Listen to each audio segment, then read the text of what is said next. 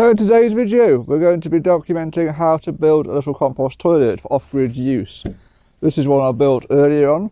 As you can see, it has a toilet seat, it lifts up as normal, it's got a urine separator underneath this, and then for accessing the different parts it's got a lid that lifts up like this, and you put a bucket in here for the compostable waste and another container for the urine which attaches to here. And for purposes of cleaning, I'm using this. I've got a little door at the front here.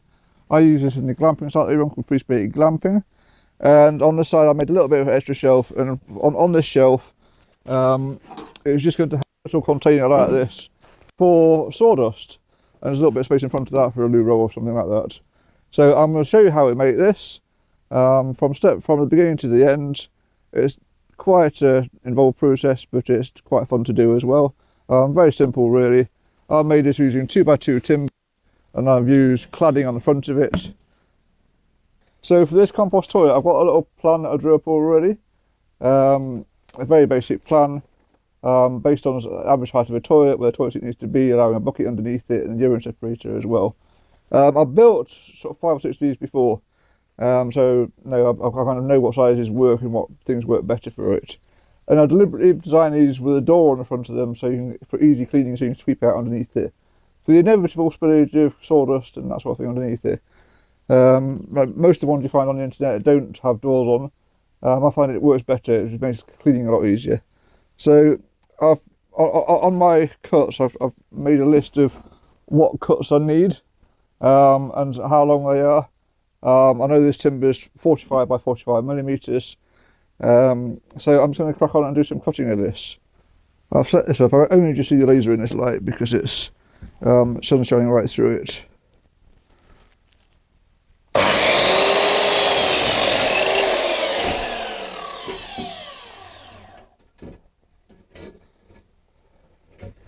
These 7 centimeters are my longest parts of it. This is how wide the toilet's going to be overall. The unit. So then I'll just put this one on top of it, line it up, and draw another line at the end of it. And line it back up with my laser again.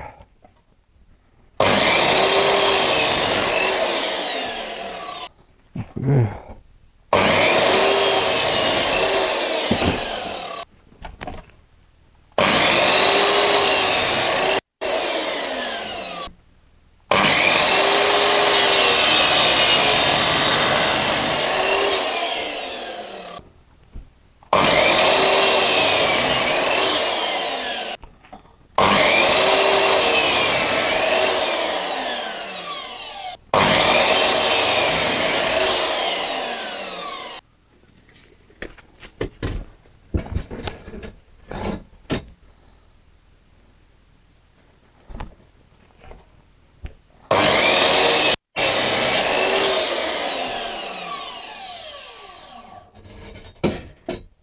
Alright, save you from boredom, I'm going to just cut all these pieces of wood and I'll come back to you when it's time to put them together.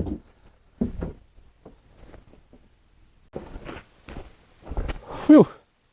Right, I've finally cut all those bits of wood and I've sanded them all down.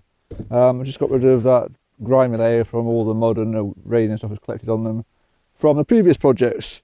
So we're ready now to start building our framework. As you know, we've got the plan that we started with before. It's standard framing this is, and I always start with the longest side first, so I'll be starting with the back first, which has got the longest continuous cut. I've got everything over. I've got A, B, C, D and E as my pieces of wood, working to my plan, which is why we have a plan. I'm using this framing nailer here for the bulk of it, and then for some of it I'll be using screws and screwing that in for the cross pieces. So I'm just using the nails for the outside framework. You obviously can screw it if you want to screw it. This will be being held together with cladding and other things, so it'll make it perfectly strong enough.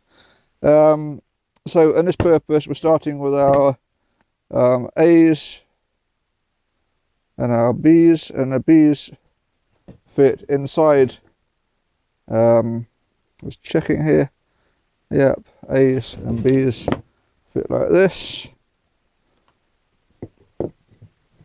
So this is making initially, on the first instance, a standard square framework, or rectangular, as the case may be. So nothing unusual about this. This is fairly standard work. Using this nail to bang it in, and I'm just going to do the first couple of bits here. Fuck. Okay, that's just nicely split my wood there, which is not what I need. Right. Revert to plan A. Okay, so I'm not gonna lie, screwing is stronger, it takes a bit more time. Had corrected nicely my little error there. The pieces of wood are cut nice and straight, so let's just go back to the screwing method.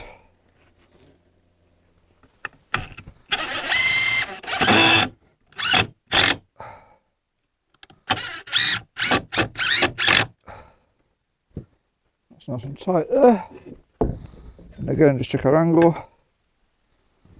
Our angle is okay, not perfect, but it's okay. It's near enough. I'm just going to repeat that on the other side. So on this one, before I put the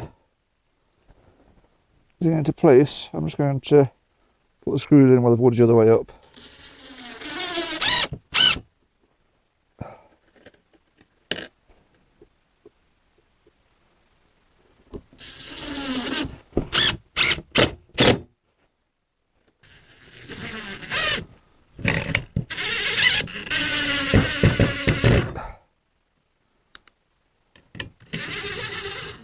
Right, on these long screws you want to get them as straight as possible to start with, otherwise you'll end up sticking through the sides afterwards.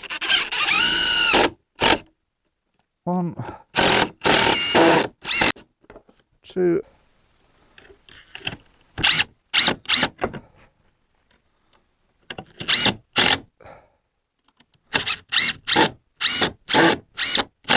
right, so that is the basics of this outside frame done. In this particular case, I'm running another one on the inside there like this. That's because I've got the toilet seat which will come down, if you can imagine it. The toilet seat is going to come down on here, people are going to be sitting on it. There's going to be another bar across here. So the toilet seat wants to raise and lower on a supported bit, and this is add extra strength to where it's supported.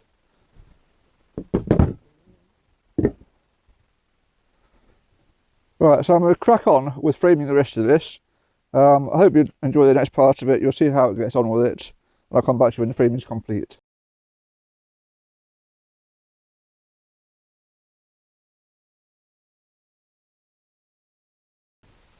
Well, I hope you enjoyed that little time lapse I did there of the framing of this thing. It took me about 35 minutes altogether to get everything lined up and straight. You probably saw within that quick clip there, I was using some of these big clamps here just to hold the bits together. So these cross beams here, all the way across it, I was using them just to hold it tight from the bottom. I'll just put one screw in each of these because it's all going to be clad, and the cladding will hold it tight.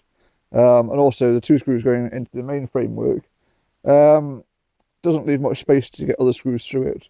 So this is basically the framework that will lead to that toilet there. So that's the outside framework. I spent some time this time trying to make sure that all the angles are straight, and it's very minimal there, but that's pretty straight there. The inside ones are straight. This one is the one I have the most problem with, because on this corner here, there's nothing there bracing it in between it. And I could put a piece there, but the whole point here is I have a door coming in here.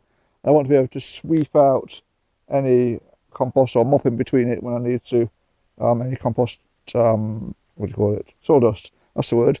So sweep out the sawdust or any other mess that gets down there, clean it out properly. So I don't want anything that's blocking it in. The next stage for this particular build, or this particular toilet, we're going to do the cladding on the sides. So we'll clad the sides, we'll clad the front, make the door for it, and then we'll do the top after the last thing.